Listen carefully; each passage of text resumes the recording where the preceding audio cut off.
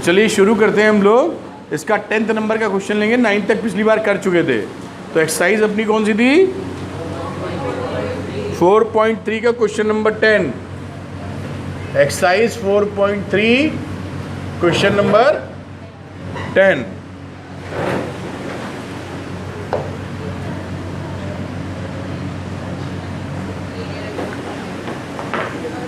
An express train takes 1 hour less than a passenger train to travel 132 kilometer.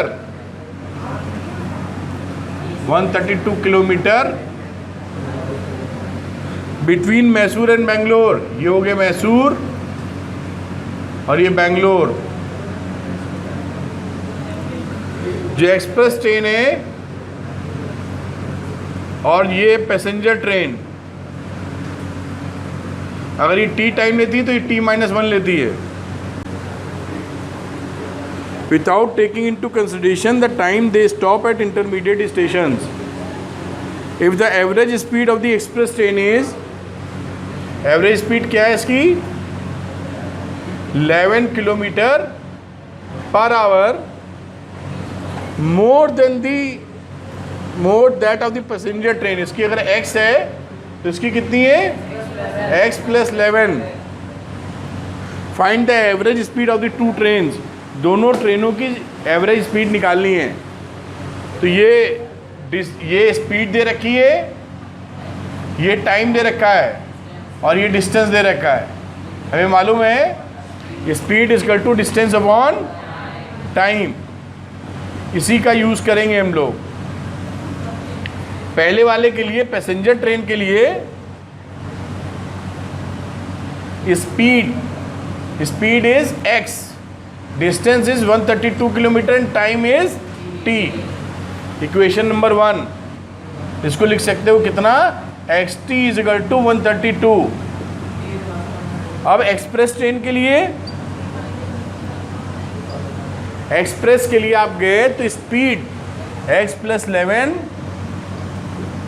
Distance 132 and time is t-1। अब यहाँ पर t की value निकाल के इसमें पुट कर देंगे, क्वाड्रेटिक बनेगी फिर। तो इसको कैसे लिख सकते हो? क्रॉस मल्टीप्लाई अगर करो तो t-1 इधर ले लो, 132 अपॉन x + 11 इधर ले लो, क्रॉस मल्टीप्लाई करके, और t की वैल्यू निकाल लो। तो यहाँ की t की वैल्यू कितनी निकल आई? t is equal to 132 upon x + 11 + 1। अब इस t की वैल्यू को इसमें सब्स्टिट्यूट कर देंगे हम लोग, तो t गायब हो जाएगा, x बचेगा, फिर सॉल्व कर लेंगे। अब यहाँ पर आगे बढ़े हम लोग तो लिखा x, इस इक्वेशन की बात कर रहे हैं, और t की जगह मेंशन किया ये 132 अपॉन x + 11 + 1 और इज इक्वल टू 132। क्या बोलते हो? सही बोलते हैं। आगे बढ़ जाते हैं हम लोग। एलसीएम ले लो, यहाँ पर एलसीएम ले लो तो आ जाएगा x 132 + x + 11 upon x + 11। Value आ गई 132। आगे सॉल्व करते हैं हम लोग। x लिखा, यहाँ आ गया x + 143, ठीक है। आगे क्रॉस मल्टीप्लाई, ये बना ऊपर वाला x² + 143x is equal to 132x + 11 × 132 कितना हुआ?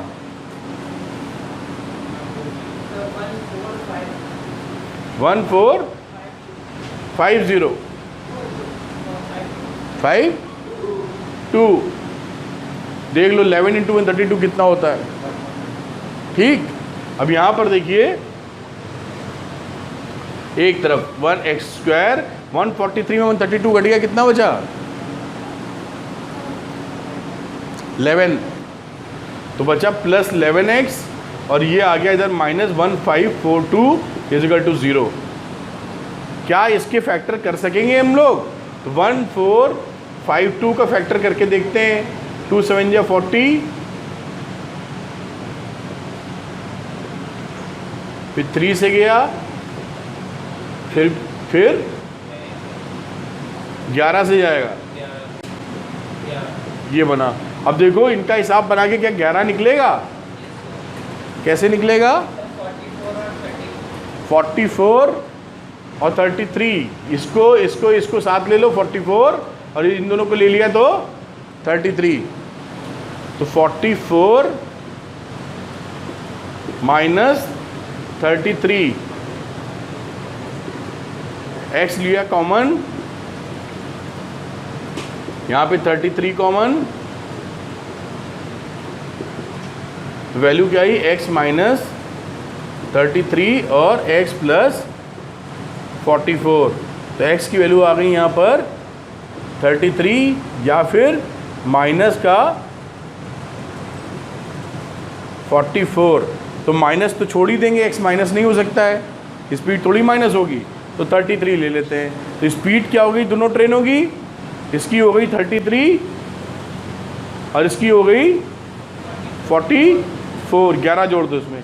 स्पीड ही पूछी थी ना, ये आंसर आ गया। टाइम भी पूछा है, average speed of the to trains. क्यों वेलोसिटी को लेकर क्यों कंफ्यूज हो गए हो आयुष गौतम? ये आंसर आ गया दोनों की एवरेज स्पीड। नोट करिए, अगला करते हैं। Question number 11, sum of the areas of two squares is 468 metre square. कोई दो एरिया हैं दो स्क्वायर्स के, एक स्क्वायर ये मान लो और दूसरा स्क्वायर ये मान लेते हैं। इसको इसकी साइड क्या देते हैं? x1 और इसकी क्या देते हैं? x2। इन दोनों का जो स्क्वायर का सम है उसकी वैल्यू कितनी है? 468। If the difference of their perimeter, एक मिनट बेटा वैष्णवी, इसका पेरीमीटर बताओ नंबर 1 का पेरीमीटर, कोई नहीं बोलेगा, ऑफ फर्स्ट कितना होगा बेटा? हाँ दिया तो नहीं हुआ है। पेरीमीटर का क्या मतलब होता है? हाँ क्या उसका? चुप रहो जी। पेरीमीटर का मतलब क्या होता है? उसकी आगे क्या, उसकी मतलब नहीं पता। हाँ अपना गौरी, पेरीमीटर का मतलब हड्डी पसली का, साइड्स का सम, बाउंड्री का सम। तो इसके पेरीमीटर होगा x1 x1 x1 x1 4x1। बस इतना ही बोलना था घबराने के बाद।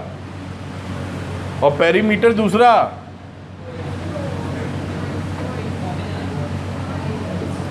4x2।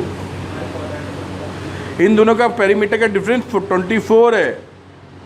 मान लो 4x1 और 4x2 का डिफरेंस कितना है? 24। अब बताना है sides of two squares, x1 x2 निकालने का है। तो यहाँ से वैल्यू निकल आई, 4 से डिवाइड कर दो, x1 minus x2 is equal to 6। और x1 की वैल्यू आ जाती है 6 प्लस x2, और इस वाली वैल्यू को इसमें टुई रख दिया तो ये हुआ x1 स्क्वायर, और x1 को ही चेंज कर दो, x2 की जगह x1 रख रहे हैं। तो ये x1 की जगह रखा तो लिखा 6 प्लस x2 का होल स्क्वायर प्लस x2 का square is equal to 468। a plus B का होल स्क्वायर इंच का बताओ, कोई और नहीं बोलेगा जी? बोलिए, कस के बोलो। हाँ a प्लस बी का होल स्क्वायर बताओ। a square plus B square plus 2ab।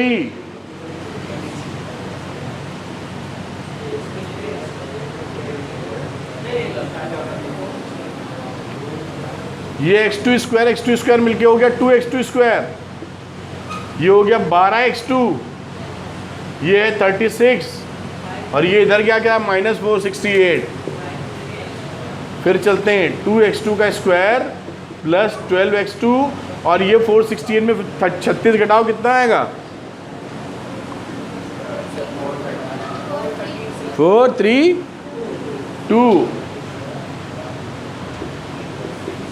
2 से डिवाइड कर दो तो x2 का स्क्वायर प्लस 6x2 माइनस 216।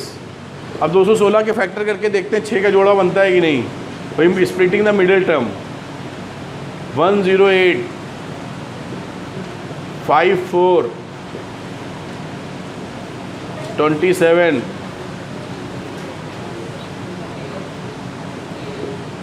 ये बनी कहानी। 6 कैसे आएगा 18 और 12 तो इन दोनों को ले लो 3 9 2 18 और ये क्या 3 2 6 2 12 18 और 12 18 और 12। x2 लिया कॉमन तो x2 प्लस 18 माइनस 12 तो x2 प्लस 12 से डिवाइड करेंगे कितना मिलेगा 18। यहाँ पे कॉमन हो गया x2 माइनस 12 और x2 plus 18 is equal to 0 तो आ गया x2 बराबर 12 या फिर -18 तो रिजेक्ट कर देंगे, पेरीमीटर निगेटिव नहीं हो सकता। तो x2 इसकी आ गई 12 और x1 x2 में क्या रिलेशन था 6 और जोड़ दो x2 में तो ये आ गई 18। तो 18 और 12 इज द आंसर। x2 तो 12 था ही ना। अब x1 निकालोगे तो x1 क्या निकालोगे 6 जोड़ देना है 6 प्लस 12 यानी 18। ये आंसर आ गया इसका। ठीक है ये एक्सरसाइज हो गई। अगले करते हैं हम लोग। नोट कर लीजिए इसको, कोई परेशानी हो पूछ लीजिए। कौन सा ये यहाँ से ये कैसे आया ये कैसे आया ये इक्वेशन थी इसमें x1 की वैल्यू रिप्लेस कर दी यहाँ से। x1 is equal to 6 plus x2 तो x1 की जगह 6 प्लस x2 लिख दिया बस। एक्सरसाइज 4.4 चलो भाई एक्सरसाइज देख लेते हैं। पहला क्वेश्चन लिखा find the nature of the roots of the following quadratic equations if the real roots exist find them. अच्छा नेचर ऑफ रूट्स निकालने हैं तो ये पहली क्वाड्रेटिक इक्वेशन लिखी हुई है। अब जब भी आपको नेचर ऑफ रूट्स निकालने होते हैं तो हमको डिस्क्रिमिनेंट निकालना पड़ता है b स्क्वायर माइनस 4ac। तो डिस्क्रिमिनेंट को डेल्टा या d से दिखाते हैं और उसकी वैल्यू होती है b स्क्वायर माइनस 4ac। ये b स्क्वायर माइनस 4ac कहाँ से अगर ये क्वाड्रेटिक इक्वेशन हो स्टैंडर्ड फॉर्म या जनरल फॉर्म तो इससे हमने ये बनाया है डिस्क्रिमिनेंट। तो इसमें कंपेयर करके चेक करेंगे कि इसकी कहानी है क्या। तो बताओ बेटा a कितना है a है 2 b कितना है c कितना है तो b स्क्वायर माइनस 4ac कितना है b स्क्वायर इज 4 6 लिख देता हूँ -3 का स्क्वायर -4 a है 2 और c है 5 तो वैल्यू हो गई 9 माइनस 40। ये माइनस कितना आ गया।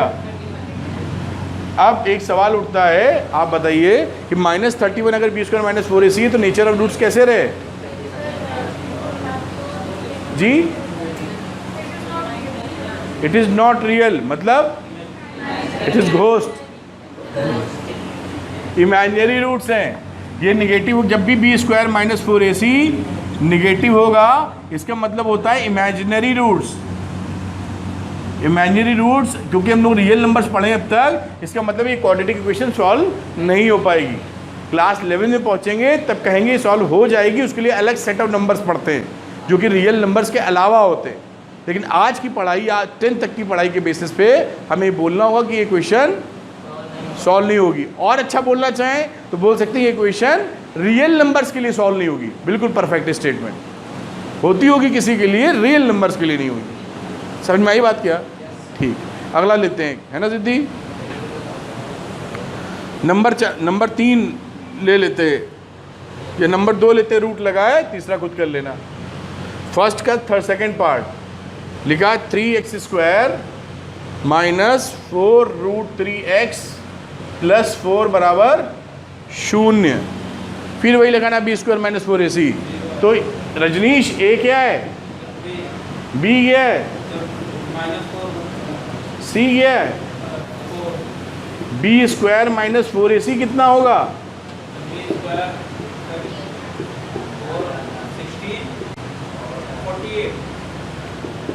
यू क्या 16 3 48 48 माइनस कितना आ गया। अब हमको मालूम है कि जब भी b² माइनस 4ac 0 होता है, इसका क्या मतलब होता है, ओवरलैपिंग। क्या बोलोगे सात्विक, टू रियल इक्वल रूट्स, मतलब दोनों रूट्स एक ही हैं लेकिन रियल हैं। समझे क्या, नहीं गौरी, ठीक है, अगला करेंगे, है ना, नोट कर लो।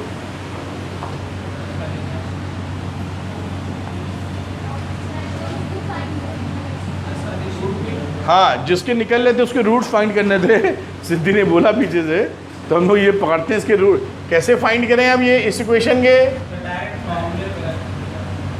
चलो सीधे हम लोग क्वाड्रेटिक फॉर्मूला लगा देते हैं, नो फैक्टर सेक्टर। जी अद्रिका जी, माइनस बी फॉर्मूला लिखते, पहले भूल गया होगा तुम लोग, रुक जाओ, इस फॉर्मूले को याद रखना, क्वाड्रेटिक फॉर्मूला है ये, अच्छी बात। माइनस बी, माइनस लिखा, बी कितना है, माइनस 4√b², ये तो हमको पता ही चल चुका है, कहाँ लिख रहे हैं, ये तो 0 था। b² माइनस 4ac निकाले हैं ना, तो क्यों निकालें दोबारा, 2a, ये कितना है भाइयों, ये हो गया 4√3/6। अरे अभी तो ठीक लिखा है, 2 से डिवाइड करो, 2√3/3, ये हो गया एक रूट निकला, मतलब दोनों रूट्स आपस में ओवरलैप्ड हैं। अभी भी होगा बता रहे हैं,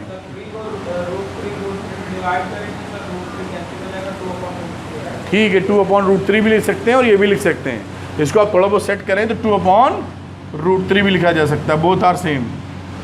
ठीक है, अगला करते हैं हम लोग। For each of the following quadratic equation so that they have 2 equal roots. तो भूमिका बेटा, इसके जो इक्वेशन लिखी हुई है पहली वाली, बताना नहीं तुम इधर अदर गैस को, इसके 2 इक्वल रूट्स रहे, क्या करना पड़ेगा, के की किस वैल्यू के लिए, हाँ यही लिखा है इसमें, उसको किसको, क्या क्या वैल्यू थे डिस्क्रिमिनेंट की,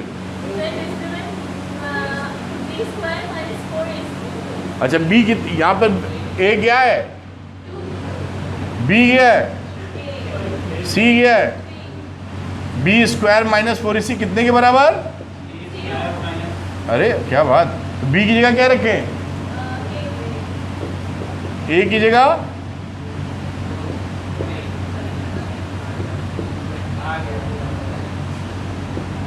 तो k² बराबर 24, और जब k निकालते हैं ना तो प्लस माइनस √24 लिखते हैं, तो होगा प्लस माइनस कितना लिख दे, 4 4 2√6, ये आंसर आ गया। और तुमने भूमिका सही बताया, गुड है ना, हमें लग रहा था नहीं बताएगी, सही बताया, लेकिन इसने समझ में आई बात, बस ये आंसर हो गया, खेल खत्म। ये आता बहुत है, ये आपके बोर्ड का फेवरेट क्वेश्चन है, मडराते ही मिलेगा, किसी न किसी सेट में मिल ही जाएगा ये 100%। राजनंदी की बारी, राजनंदी कल उम्मीद है पेपर बहुत अच्छा करने वाली हो तुम, है ना, सुनी नहीं रही हैं।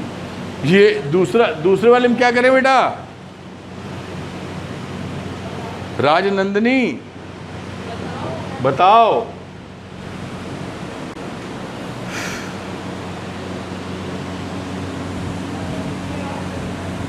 अरे क्वेश्चन सॉल्व करना यार, बोलिए। ए कितना है इसमें? ए है के एक्स। ए क्या चीज होती है? What is a? What is a? अरे तो बेटा ए होता क्या है तो बताओगी? अभी हाँ, ये चैप्टर कैसे निकलेगा फिर? हम यही नहीं, कोफिशिएंट ऑफ एक्स स्क्वायर होता है, तो एक्स स्क्वायर का कोफिशिएंट आपको एक्स ए एक्स क्या दिख रहा था? के एक्स दिख रहा है। एक को सवाल आपके लगे नहीं है क्वाड्रेटिकल देने, तुम एग्जाम आओगे नहीं लग रहा है।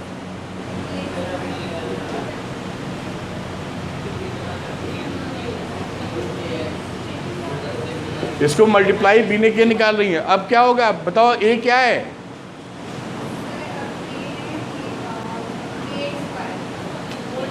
ए है के एक्स स्क्वायर का कोफिशिएंट, एक्स स्क्वायर थोड़ी लेते हैं, जागो। बी कितना है?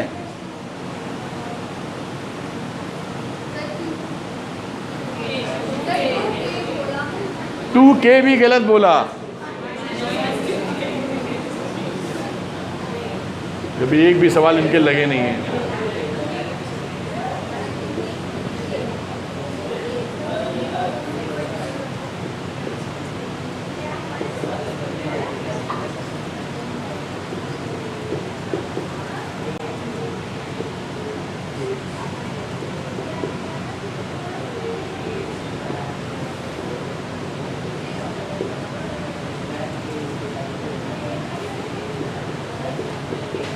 एक तो के की वैल्यू 0 हो सकती है, दूसरी 6, लेकिन 0 नहीं हो सकती, क्योंकि 0 होगी तो ये क्वाड्रेटिक रह ही नहीं जाएगी। तो we will reject 0 and we will accept 6। 6 is the answer. समझ में आई गया? अगला करेंगे। थोड़ा देखिए भाई, जिन लोगों ने पढ़ना शुरू नहीं किया ये चैप्टर, वो सवाल लगा लीजिए, ये ठीक नहीं है।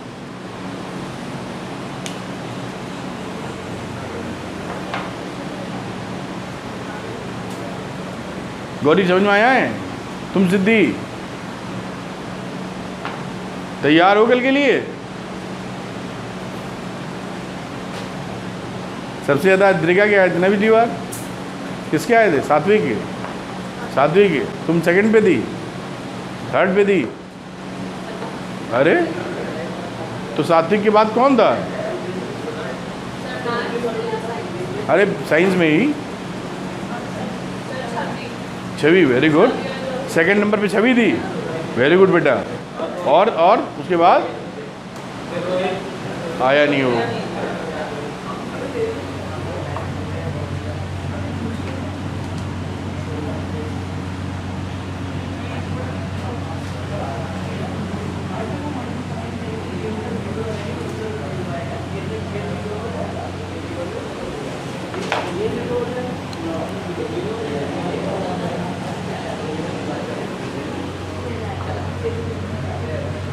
Number 3 question. Is it possible to design a rectangular mango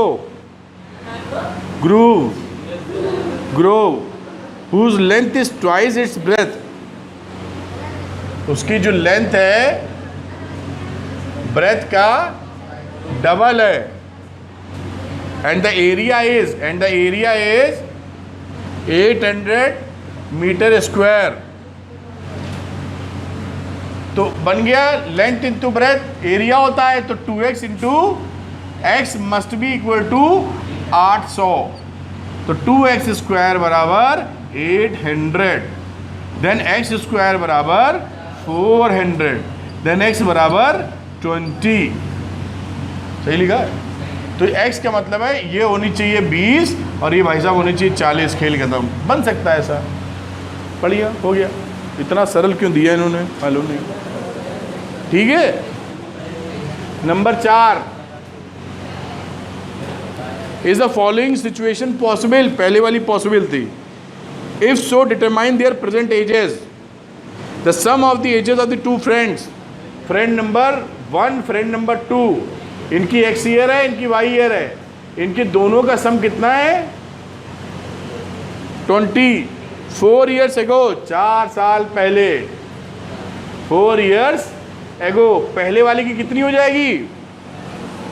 4 साल पहले x माइनस 4, और दूसरे वाले की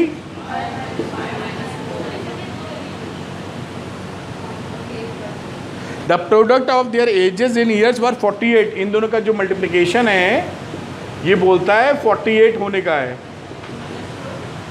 ठीक, अब यहाँ से हम y की वैल्यू निकाल लेंगे जो कि आएगी 20 माइनस एक्स, और यहाँ इंसर्ट कर देंगे तो x माइनस 4 और y की जगह रख दिया 20 माइनस एक्स माइनस 4। तो ये वैल्यू बन गई x माइनस 4, और यहाँ कितनी आ गई 16 माइनस एक्स। मल्टीप्लाई कर दो, 16x minus x square minus 48 plus 4x बराबर 48।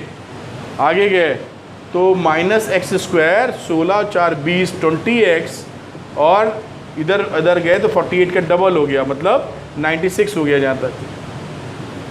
अब माइनस से मल्टीप्लाई कर लो, इसको प्लस कर लेते हैं, समझने में आसानी रहती है। X square minus 20x plus 96 is equal to 0। अगर फैक्टर होने तो फैक्टर कर दो, नहीं तो क्वाड्रेटिक फॉर्मूला हमारे पास है ही। फैक्टर नहीं होगा, पॉसिबल नहीं बताते हैं। तो क्वाड्रेटिक फॉर्मूला निकाल लो, x बराबर माइनस बी, तो माइनस बी हो गया 20, माइनस माइनस मिलके plus minus under root B square यानी 400 माइनस 4ac, तो 4ac हो गया 4 इंटू 96 अपॉन 2a। तो 20 प्लस माइनस 400 में से कितना घटा दें?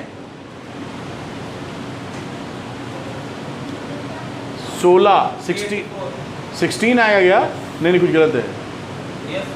यस सर, तो 4 आ जाएगा, है ना।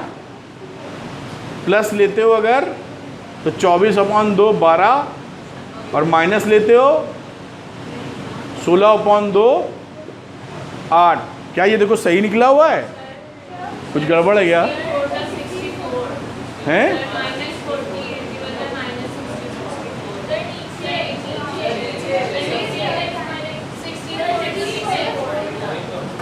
यही गड़बड़ लिखा हुआ है। इतनी देर में पकड़े, पहले बताते।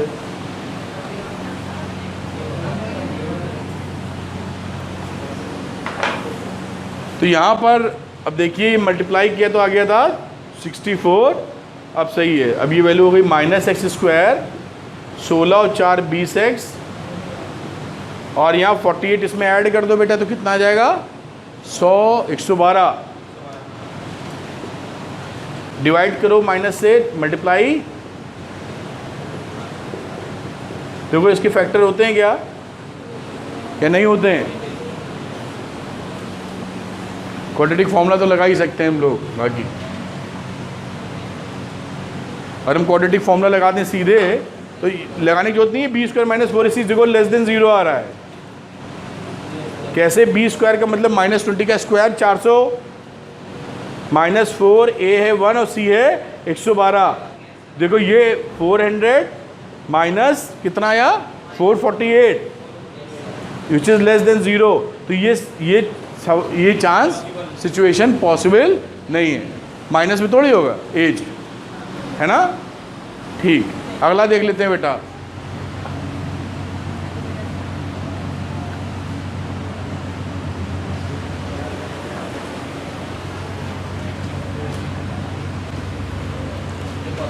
Is it possible to design a rectangular park of perimeter 80 मीटर? रेक्टेंगुलर पार्क है, ये समझ लो x है, ये समझ लो y है, तो x प्लस वाई, इसकी वैल्यू पेरीमीटर है 80, and area x into y is equal to 400 metre square. ये कहानी है। इस कहानी में यहाँ से आपने निकाला 2 से डिवाइड किया तो x plus y is equal to 40, तो y is equal to 40 minus x, और ये वैल्यू y की यहाँ पुट कर देंगे हम लोग। तो यहाँ पर वैल्यू की x इंटू वाई यानी 40 minus x is equal to 400।